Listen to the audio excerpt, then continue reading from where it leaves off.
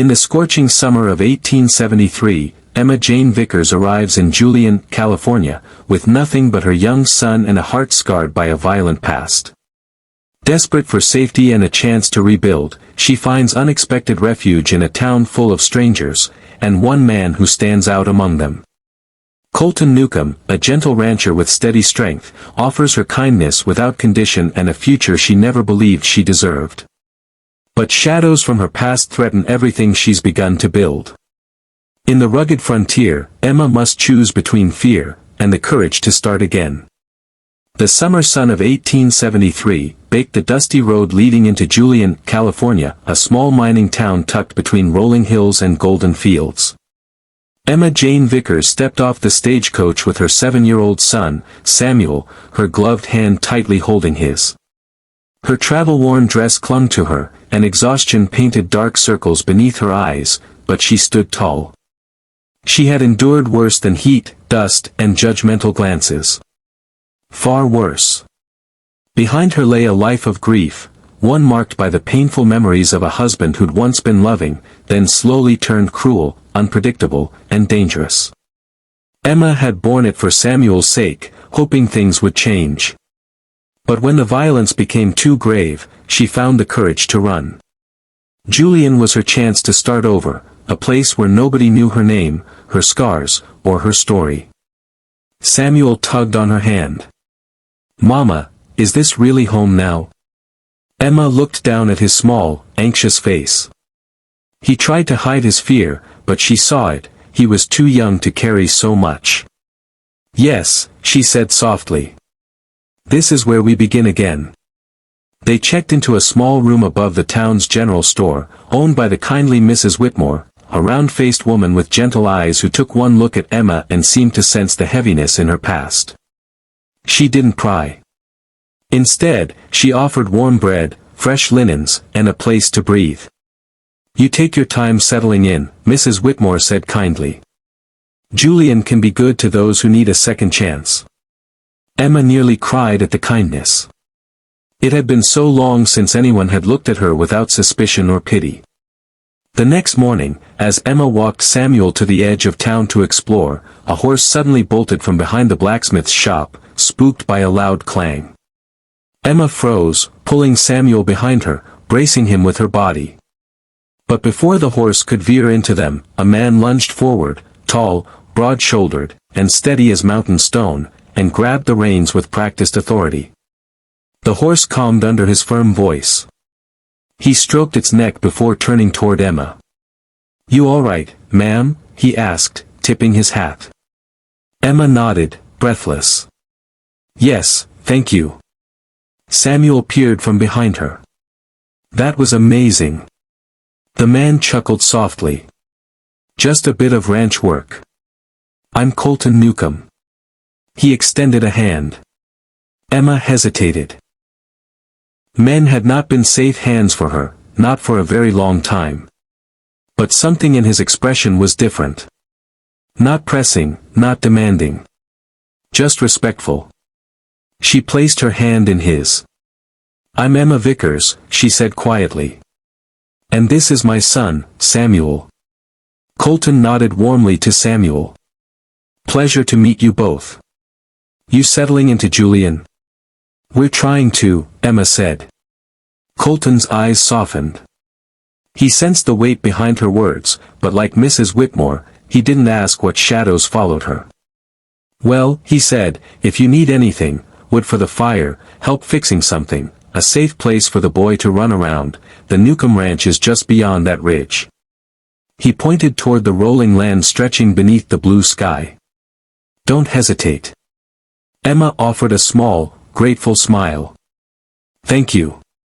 In the following weeks, Emma slowly began blending into the rhythm of Julian. She took small jobs, helping Mrs. Whitmore with the store, mending clothing for townsfolk, and occasionally tending to children whose parents worked long hours in the mines. Samuel made friends, running through fields, chasing frogs, and laughing in a way Emma hadn't heard in years. And Colton, he became a quiet, steady presence. He appeared with fresh milk when the store was out. He repaired the loose step on the stairway without being asked. He taught Samuel how to ride a calm old mare named Clover, showing a patience Emma admired deeply. She found herself looking forward to his appearances, his easy smile, the way he talked gently to Samuel, the respect in his eyes when he looked at her. Yet she also feared it. Trust was not something her heart knew how to give anymore. Not fully. But Colton never pushed. He simply offered kindness, warmth, and time. One evening, as the sky blazed orange and gold, Colton invited Emma and Samuel to the ranch for supper. Samuel was thrilled, bouncing excitedly on his heels. "Mama, please. Mr. Newcomb said he'd teach me how to check the fences." Emma hesitated. She'd kept her distance for good reason. But she could see Samuel craving the fatherly affection he had never truly known. And Colton's invitation had been nothing but sincere. She finally nodded. "All right." The ranch was peaceful, acres of grass swaying in the wind, cattle grazing lazily, the scent of pine drifting through the air. Colton cooked a simple meal, biscuits, roasted chicken, and sweet potatoes. Samuel ate happily while Clover wandered close enough for him to pat her nose. Emma stood at the fence, watching the sun dip behind the hills. Colton joined her quietly. "He's a good boy," he said gently. "Courageous. Too much so," Emma whispered. "He's seen things no child should." Colton didn't ask what. He didn't need to. "You both deserve peace," he said after a moment. "And safety."